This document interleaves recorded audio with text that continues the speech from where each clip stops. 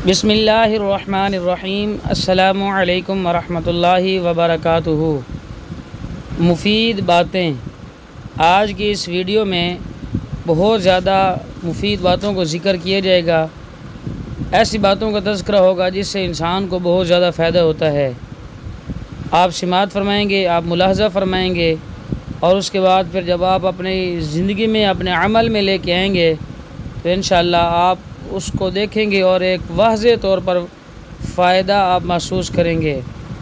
मज़ीद हमारी इस्लामी वीडियो हासिल करने के लिए हमारा चैनल इस्लामी ज़खायर एंड वज़ाइफ सब्सक्राइब करें, दोस्त साहब आपको भी शेयर करें ताकि दीगर हज़रात भी इस चैनल से फ़ायदा उठा सकें और आपको इसके ऊपर भी अल्लाह ताला अजर अता फ़रमाएँगे। सिमात फरमाएँ जी वो बातें। पहली बात ये फरमाई कि सूरत फ़ातिहा पढ़ कर पेट पर दम करने से पेट का दर्द ख़त्म हो जाता है। अगर किसी को पेट में दर्द हो तो सूरत फ़ातिहा पढ़ कर उसके पेट के ऊपर दम किया जाए तो इस सूरत फ़ातिहा की बरकत से अल्लाह ताला पेट का दर्द ख़त्म कर देते हैं।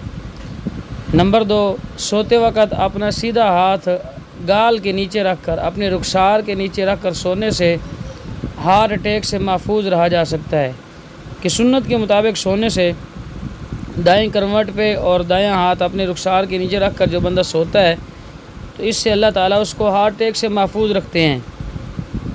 तीसरी बात, रात का खाना ना खाना जल्द बुढ़ापा लाता है। बाज़ लोगों की आदत होती है दिन को 3 बजे 4 बजे खा लेते हैं, फिर रात को नहीं खाते, तो ये गलत बात होती है। रात को जितना हो सके 2 लुक़मे हो सके, 3 लुक़मे हो सके, 3 खजूरें ही हो सके, कुछ न कुछ रात को खाकर सोना चाहिए, वैसे नहीं सोना चाहिए।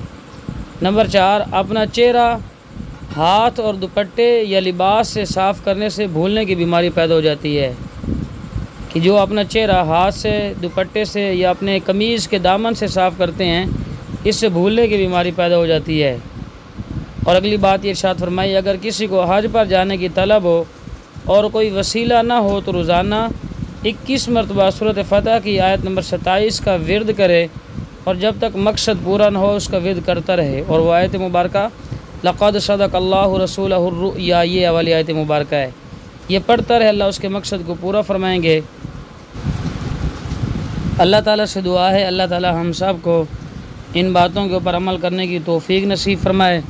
अल्लाह ताला हम सब को तमाम तर बीमारियों से, आफ़तों से महफूज रखे और अल्लाह ताला हम सब को अपने बड़े घर की और अपने प्यारे महबूब सल्लल्लाहु अलैहि वसल्लम के प्यारे रोज़े की मकबूल हाज़िरी के लिए कबूल व मंजूर फरमाए। अल्लाह ताला दुनिया आखिरत में हमारे साथ आफ़ियत वाला मामला फ़रमाए।